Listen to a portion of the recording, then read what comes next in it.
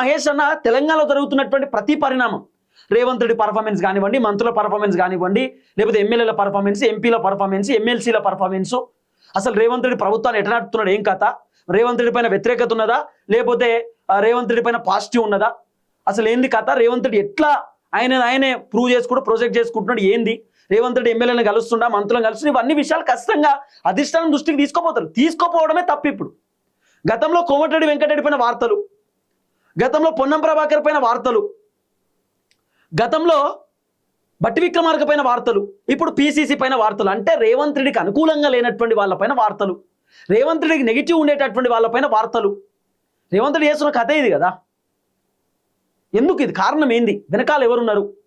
ఇప్పుడు సరే రేవంత్ రెడ్డి వీళ్ళ వెనకాల లేరని, ఈ వార్తల వెనకాల రేవంత్ రెడ్డి సంబంధమే లేదనుకుందాం, మరి ఒక్క ట్వీట్ పెట్టడేందుకు, ఒక్క ప్రెస్ మీట్ పెట్టి మాట్లాడేందుకు, మీడియా ఛానల్ వస్తున్న వార్తల పైన?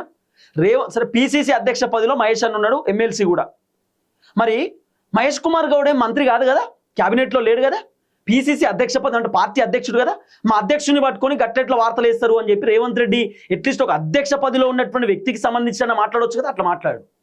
అసలు పిసిసి అధ్యక్షుడు మహేష్ కుమార్ గౌడ్ని టార్గెట్ చేయడానికి రీజన్ ఒకటే అంటున్నారు, ఏంది 2034 దాకా రేవంత్ రెడ్డి ముఖ్యమంత్రి కుర్చీలో కూర్చోవాలనుకుంటున్నాడు. రేవంత్ రెడ్డి పిసిసి పదవిలో ఉన్నప్పుడే రేవంత్ రెడ్డికి ముఖ్యమంత్రి పదవి ఇచ్చారు. రేవంత్ రెడ్డి పిసిసి పదవిలో ఉండి తర్వాతనే రేవంత్ రెడ్డి పిసిసి పదవిలోనే కాంగ్రెస్ అధికారంలోకి తీసుకొచ్చింది అనేటటువంటి ఆలోచనతోటే రేవంత్ రెడ్డి ముఖ్యమంత్రి పదవి ఇచ్చారు. ఇప్పుడు పిసిసి పదవిలో మహేష్ అన్న ఉన్నాడు, మహేష్ అన్న కాంగ్రెస్ని అద్భుతంగా నడిపిస్తున్నాడు, మహేష్ అన్న ఎమ్మెల్యేలను సెట్ చేస్తున్నాడు, మంత్రులను సెట్ చేస్తున్నాడు, అందరితో డిస్కస్ చేస్తున్నాడు, మంచిగా అందరితో క్లోజ్ ఉంటున్నాడు. మహేష్ కుమార్ గౌడ్కి ఫాలోయింగ్ ఉన్నది, మహేష్ కుమార్ గౌడ్ చెప్తే ఎమ్మెల్యేలు వినేపరుస్తున్నది, మంత్రులు వినేపరుస్తున్నది.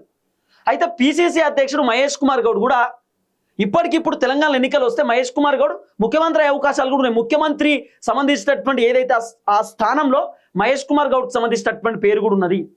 మళ్ళీ 2034 దాకా సీఎం రేవంత్ అని అనుకుంటున్నాడు. 2028 దాకా పిసిసి అధ్యక్ష పదవిలో మహేష్ కుమార్ గౌడే ఉంటే, ఒకవేళ కాంగ్రెస్ తెలంగాణలో మళ్ళా అధికారంలోకి వస్తే అధిష్టానం పుసుక్కున మహేష్ కుమార్ గౌడ్కి ముఖ్యమంత్రి పదవి ఇవ్వగల, ముఖ్యమంత్రి పదవి ఇప్పుడు ఆశ్చర్యపోవాల్సిన అవసరం లేదు. రేపటి రోజు కాంగ్రెస్ మళ్ళీ అధికారంలోకి వస్తే పిసిసి పదవిలో మహేష్ కుమార్ గౌడే ఉన్నాడు కాబట్టి మహేష్ కుమార్ గౌడే అధికారంలోకి తీసుకొచ్చింది అనేటటువంటి ఆలోచనతోటి మహేష్ కుమార్ గౌడ్కి ముఖ్యమంత్రి పదవి ఇస్తే మోసం అవుతుంది. అందుకే ఎవరైతే ఎదుగుతున్నటువంటి వ్యక్తులు ఉన్నారో వాళ్ళని ఎట్టి పరిస్థితుల్లో తొక్కేసి నేనే ముఖ్యమంత్రి ఉండాలి, మళ్ళా నా కింద వీళ్ళందరూ ఉండాలి, నేను ఎట్లా చెప్తే అట్లా అయినాలనేటటువంటి ఒక ఒపీనియన్ తోటి ఆ పెద్ద మనిషి అట్లా చేస్తూ ఉన్నాడు అనేది వినబడుతున్న అంశం. పెద్ద మనిషి అంటే ఎవరో మీకు తెలిసే ఉంటుంది. ఇప్పుడు ఆల్రెడీ ముఖ్యమంత్రి కుర్చీలో ఉన్నాడు.